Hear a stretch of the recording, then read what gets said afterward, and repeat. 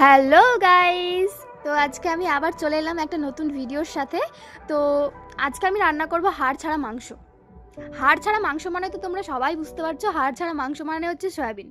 তো চলো আজকে সয়াবিনটা রান্না করা যাক। কিন্তু আমার একদম সয়াবিন ভাল লাগে না, কি করব, তাও চলো আজকে রান্না করাই যাক। সয়াবিনটা একটু অন্যরকম ভাবে, তো সয়াবিনের তেল ঝাল করা যাক আজকে। চলো প্রথমে আমি সয়াবিনটাকে একটা বাটিতে নিয়ে নিয়েছি, তার মধ্যে গরম জল দিয়ে রেখে দিয়েছি যাতে সয়াবিনগুলো ভালো করে সেদ্ধ হয়ে যায়। তারপরে একটা কড়াইতে আমি একটু তেল দিয়ে আলুগুলোকে নুন আর হলুদ দিয়ে ভেজে নিয়েছি, আর এদিকে আমি সয়াবিনগুলো থেকে ভালো করে জলগুলো বের করে নিলাম। তারপরে আলুগুলো ভাজা হয়ে যাওয়ার পর আমি আলুগুলোকে তুলে নিয়ে ওই কড়াইতে আমি আবার তেল দিয়ে সেই তেলের মধ্যে সয়াবিনগুলোকে দিয়ে ভালো করে নুন হলুদ দিয়ে ভালো করে ভেজে দেবো। দেখো আমি এখানে ভেজে নিচ্ছি। তারপরে একটু তেল দরকার ছিল, আমি তারপরে একটু তেল দিয়ে দিলাম সয়াবিনের মধ্যে। তারপরে সয়াবিনগুলো হালকা করে ভাজবো, বেশি কড়া করবো না, একটু লাল লাল করে ভেজে নিলেই তুলে নেব।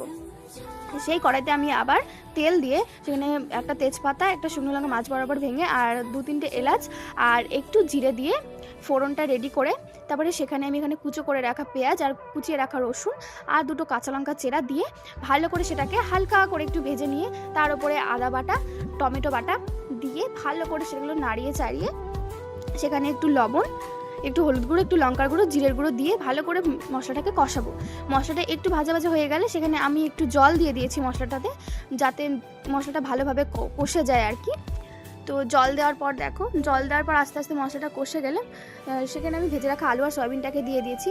যেহেতু আলু আর সয়াবিন দুটোই ভাজা, তাই আমি আর বেশি করে ভাজিনি। তো একটু ভেজেই সেখানে আমি পরিমাণ মতো জল দিয়ে দিয়েছি। জলটা দেওয়ার পর যতটুকু প্রয়োজন হবে ততটুকু জলটা দিয়ে তারপরে আমি একটু ঢাকা দিয়ে রেখেছি। ঢাকা দিয়ে দেখো যখন একটু মাখো মাখো হয়ে গেছে তরকারিটা, তখনই আমি একটু ঘি আর গরম মশলা দিয়ে দিয়েছি। দিয়ে আবার একটু ঢাকা দিয়ে রেখে নামিয়ে নিয়ে ওপর থেকে একটু ধনেপাতা ছড়িয়ে দিলে রেডি আমাদের সয়াবিনের তেল ঝাল। আমি তো খেয়ে পুরো অবাক হয়ে গেছি। আমার সয়াবিন ভালো লাগে না, কিন্তু এইরকমভাবে রান্না করলে তো দারুণ লাগবে। আমার তো খেয়ে খুবই পছন্দ হয়েছে। তোমরাও যারা যারা সয়াবিন পছন্দ করো না তারা একটু এভাবে রান্না করে দেখো, তোমাদেরও দারুণ লাগবে আমি বলছি। তো চলো আজকের মতো এইটুকুই, দেখা হচ্ছে নেক্সট ভিডিওতে। টাটা।